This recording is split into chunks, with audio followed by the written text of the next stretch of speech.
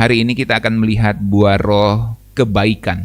Ya, kebaikan. Galatia 5 ayat 22, firman Tuhan mengatakan, tetapi buah roh ialah kasih, sukacita, damai sejahtera, kesabaran, kemurahan, kebaikan, kesetiaan, kelemah lembutan, penguasaan diri. Ya. Jadi ada buah roh kebaikan.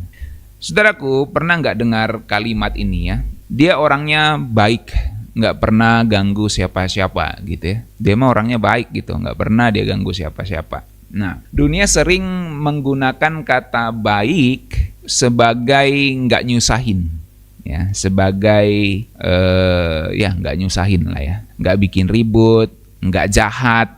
Tapi apakah itu cukup, saudaraku, untuk disebut sebagai baik menurut Alkitab? Alkitab punya standar baik yang jauh lebih aktif, saudaraku ya. Kebaikan dalam Roh Kudus bukan cuma nggak jahat, tapi aktif menebar kasih. Bukan sekedar netral, tapi membawa terang. Kan beda gini, saudaraku ya. Dia mah orangnya baik, dia nggak pernah ganggu orang ya. Dia nggak pernah nyusahin orang, karena dia kelihatannya pasif aja gitu ya. Ya, nggak pernah ngomel, nggak pernah apalah, dia nggak bikin ribut lah, pasif aja, saudaraku ya. Terus orang akhirnya cap dia baik. Sementara baik menurut Alkitab tuh bukan cuma nggak jahat ya, tapi menebar kasih secara aktif. Itu baik menurut Alkitab ya. Jadi bukan sekedar netral, tapi dia masuk gigi 1, gigi 2, gigi 3, gigi 4 untuk membawa terang. Nah, saudaraku, apa itu kebaikan di dalam buah roh? Saudaraku, kata kebaikan dalam bahasa Yunaninya adalah agatosune, ya, dari kata agata. Kalau saudara kasih nama seorang anak tuh Agatha, Agatha itu artinya baik, saudara ya. Agatosune itulah kebaikan yang dalam buah roh itu, saudaraku ya. Artinya integritas yang aktif dalam melakukan yang benar di hadapan Allah dan sesama. Ya, integritas yang aktif dalam melakukan hal yang benar kepada Allah dan sesama. Itu buah roh kebaikan. Ya. Kebaikan ini bukan sekedar basa-basi, bukan basa-basi maksudnya ya. Kebaikan ini bukan basa-basi, bukan cuma sopan santun juga ya. Tapi hidup yang selaras dengan kasih, keadilan dan kebenaran Tuhan. Meskipun nggak selalu nyaman atau populer. Saudaraku, Tuhan Yesus adalah sosok dari kebaikan yang hidup itu. Ya, di Kisah Para Rasul 10 ayat 38 dicatat bahwa Tuhan Yesus dari Nazaret berjalan berkeliling sambil berbuat baik. Ya, disebutkan sambil berbuat baik dan menyembuhkan semua orang yang dikuasai iblis sebab Allah menyertai dia.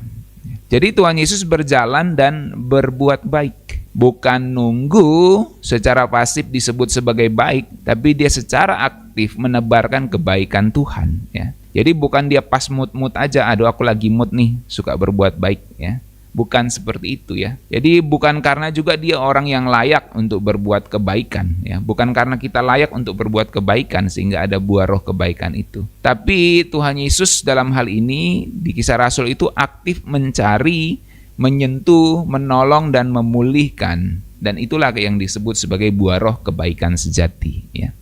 Jadi kalau kita memiliki buah roh kebaikan itu, maka kita aktif mencari, menyentuh, menolong, memulihkan ya. Itulah buah roh kebaikan itu. Nah, 3 ciri kebaikan sebagai buah roh. Yang pertama, kebaikan yang aktif, bukan reaktif. Jadi kalau saudara memiliki buah roh kebaikan ya, rasa dari buah roh kebaikan itu adalah kebaikan yang aktif, bukan reaktif. Bukan kamu baik sama saya baik sama kamu, gitu ya. Anda sopan, saya segan. Nah, enggak kayak gitu ya.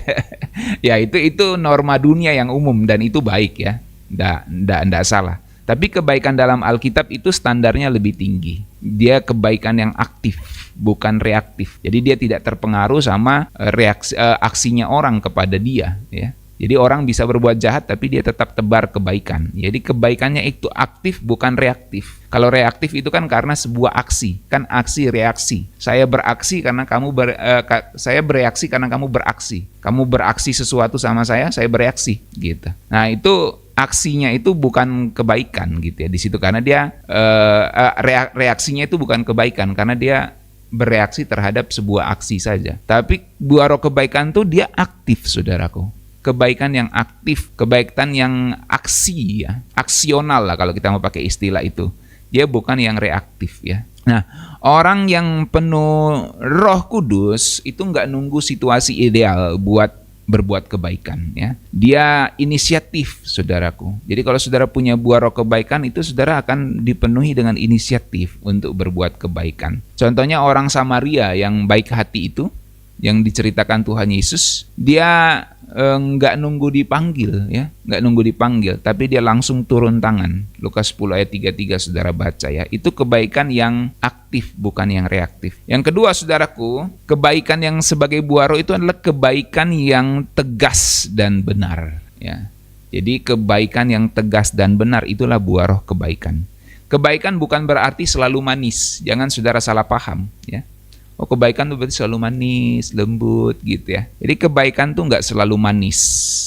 Ini kebaikan buah roh ya.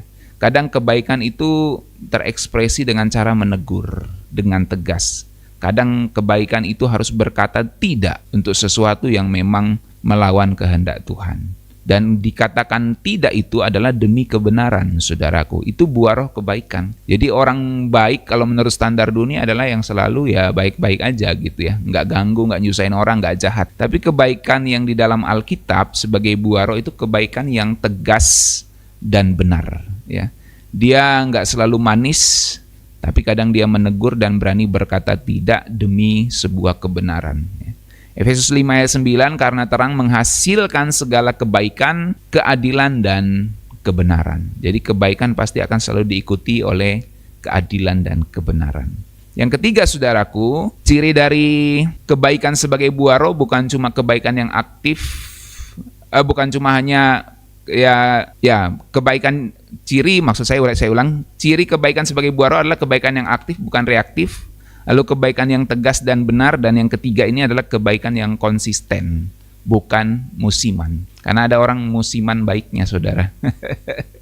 Musiman saja dia baik gitu ya. Jadi kebaikannya itu kebaikan yang konsisten. Ada juga orang-orang saat ini yang kelihatan baik hanya di depan kamera. Ya kalau di depan kamera dia syuting, dia berbagi ya kepada orang-orang, syuting gitu ya. Berbagi, bagi ini, bagi itu kepada orang-orang demi konten, saudaraku. Dan setelah di luar kamera, jadi jahat lagi dia nggak baik lagi gitu ya. Jadi kebaikan buah roh itu bukan kebaikan yang musiman, bukan kebaikan yang demi sekedar terekam di depan kamera kalau di zaman saat ini ya. Bukan kebaikan yang dikontenkan, tapi kebaikan yang konsisten, bukan yang musiman dan dikontenkan ya. Orang yang berbuah roh itu nggak cuma baik pas dilihat orang di depan kamera, direkam untuk jadi kebutuhan konten ya. Tapi orang yang bisa berbuat baik pas bahkan nggak enak suasananya, saudaraku, dia tetap bisa berbuat baik. Nggak enak situasinya, dia tetap berbuat baik. Itulah buah roh kebaikan ya. Karena itu memancar dari dalam, bukan karena situasional yang terjadi di sekitarnya ya. Karena dia baik itu karena karakternya yang menjadi buah roh itu. Bukan karena panggung, bukan karena kamera, bukan karena yang lain-lain, saudaraku ya. Karena banyak sekali sekarang konten-konten berbagi, saudaraku ya. Ya setidaknya memang itu berbuat kebaikan secara moral lah, berbagi kan di depan orang. Tapi ketika itu dikontenkan, masalahnya setelah kamera mati, apakah orang masih baik ya? Atau kalau tidak itu termonetisasi, apakah orang masih baik, saudaraku? Jadi kita nggak bisa menilai orang hanya di depan kamera, saudaraku. Kebaikan sesungguhnya itu harus kebaikan yang konsisten ya, bukan musiman atau yang dikontenkan. Jadi gimana cara menumbuhkan buah roh kebaikan itu di dalam hidup kita ya? Tentu yang pertama kita harus dekat dengan sumber kebaikannya, yaitu Tuhan sendiri. Allah itu baik, sungguh baik bagiku. Jadi kita harus dekat dengan sumber kebaikannya, saudaraku. Mazmur 119 ayat 68, engkau baik dan berbuat baik. Ajarkanlah ketetapan-ketetapanmu kepadaku. Ya, jadi kita harus meminta kepada Tuhan yang adalah Allah yang baik itu untuk mengajarkan kita kebaikan-kebaikannya, ketetapan-ketetapannya. Semakin kita dekat dengan Tuhan, semakin karakternya tertanam dalam kita, saudaraku. Jadi seperti doa pagi ini adalah usaha untuk kita mendekatkan diri kepada Tuhan. Ya, banyak orang bangun pagi, bahkan lebih pagi dari kita loh. Server sebelah itu bangunnya 3:30 kadang, saudaraku, jam 3 mungkin. Karena kalau saudara perhatikan ya, di server sebelah itu mereka sudah mulai berbunyi, bersuara itu di jam-jam 4, saudaraku ya. Luar biasa loh. Ya, orang-orang yang tidak kenal Tuhan Yesus tapi mencari Tuhannya mereka itu luar biasa loh. Kita bangun 4:30, jam 5 mulai doa pagi. Apakah kita bisa gitu, saudaraku? Terus apakah setiap hari Minggu kita juga datang memprioritaskan diri untuk beribadah kepada Tuhan? Mereka luar biasa loh, saudaraku. Setiap hari tertentu, di hari Jumat, mereka begitu berkumpul meninggalkan pekerjaannya hanya demi waktu sembahyang mereka, saudaraku. Itu orang-orang yang tidak kenal Tuhan Yesus ya. Mereka bisa loh ya. Ya, meskipun kita melihatnya itu sebagai sebuah ritual keagamaan atau mungkin rutinitas, tapi itulah setidaknya kepercayaan mereka, saudaraku. Mereka bisa loh. Kenapa kita justru yang mengenal kasih karunia yang begitu besar? Kenapa kita yang bisa, yang disediakan Tuhan anugerah yang begitu besar di dalam Putra Tunggalnya Tuhan kita Yesus Kristus, kok tidak bisa mencari sumber kebaikan itu? Jadi buah roh kebaikan itu harus aktif. Dia nggak reaktif, nggak tunggu Pak Gembala suruh-suruh, nggak tunggu Pak Gembala komando-komando. Kalau saudara hidup dipenuhi Roh Kudus, kebaikan itu akan memancar, berinisiatif dalam kehidupan saudara sekalian. Dan tentu itu bisa memancar kalau kita dekat dengan sumber kebaikannya. Ya. Kemudian yang kedua, saudaraku, kita peka sama kesempatan kecil. Ya. Kita peka sama kesempatan kecil. Makanya di Galatia 6 ayat 10 firman Tuhan katakan, selama masih ada kesempatan bagi kita, marilah kita berbuat baik. Selama masih ada kesempatan bagi kita. Artinya akan ada tidak akan ada di mana kesempatan itu tidak ada lagi, ya. Jadi selama masih ada kesempatan, marilah kita berbuat baik. Dan kadang kebaikan itu nggak harus besar, ya. Mungkin cuma bantu satu tugas, ya. Bantu satu tugas tertentu, kirim pesan semangat, dengerin curhatan orang, kemudian dari situ Tuhan bisa terasa ke dalam kehidupan orang melalui kehidupan kita. Jadi saudara harus berinisiatif, saudara. Inisiatif itu penting. Ya. Inisiatif itu penting. Maka itu akan melatih saudara untuk mengembangkan buah roh kebaikan itu. Maka pekalah sama kesempatan-kesempatan kecil. Itu cara menumbuhkan kebaikan dalam hidup kita. Peka sama kesempatan-kesempatan kecil.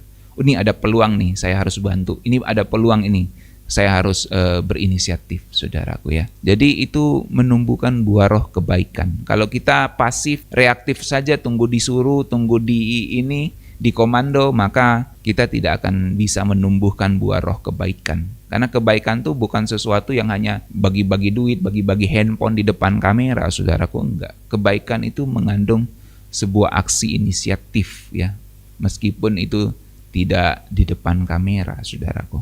Yang ketiga, lawan egoisme dengan aksi nyata. Musuh dari kebaikan itu adalah egoisme, saudara. Karena kebaikan itu untuk orang, sementara egoisme itu untuk diri sendiri, untuk aku saja. Nah, itu egoisme ya.